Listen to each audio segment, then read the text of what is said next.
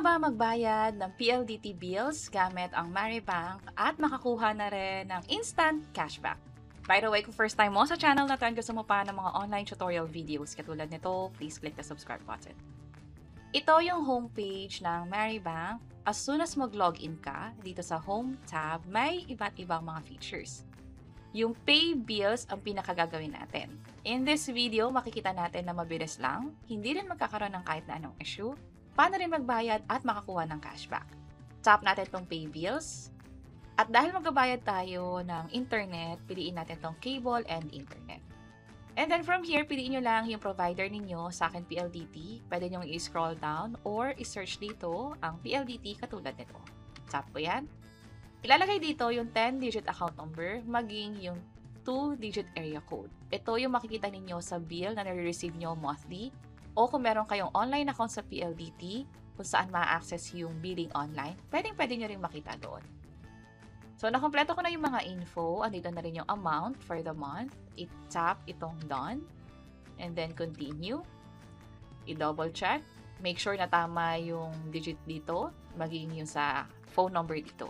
May sinasabi kasi dito na kindly ensure that all details are correct at kompleto. Hindi liable ang Maribank for any damages dahil sa mali information na pinrovide natin.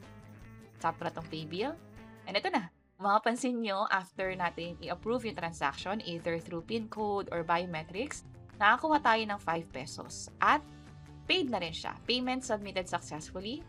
Nung chinek ko yung progress niya, completed na sa side na to. And kung may tanong kayo na gaano katagal mag-post yung payment dun sa biller, especially for PLDT, sa experience ko naman, nasa 1 to 5 business days normally yung mga billers at hindi pa naman ako nagkakaroon ng kahit na anong issue.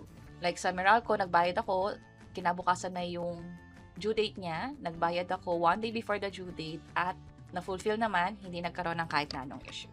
From here, pwede ko na itong i-share. Let's say, meron kang kasama or kakilala na gusto mong senda ng proof of payment, pwede rin naman. Pwede mong i-send via Messenger or ibang messaging app.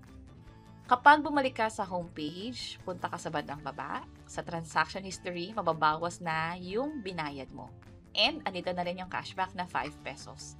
Sa katunayan, nagbayad din ako ng Meralco bill at nakakuha rin ako ng 5 pesos. So imagine, yung mga binabayaran nating bills monthly, pwede mong daanin sa Maribank. Ang kagandahan, hindi mo na kailangan lumabas, gamit lang ang phone mo, makakapagbayad ka, walang additional fee, at may cashback ka pa.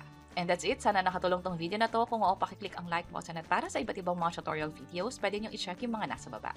Sana makatulong. See you sa next videos.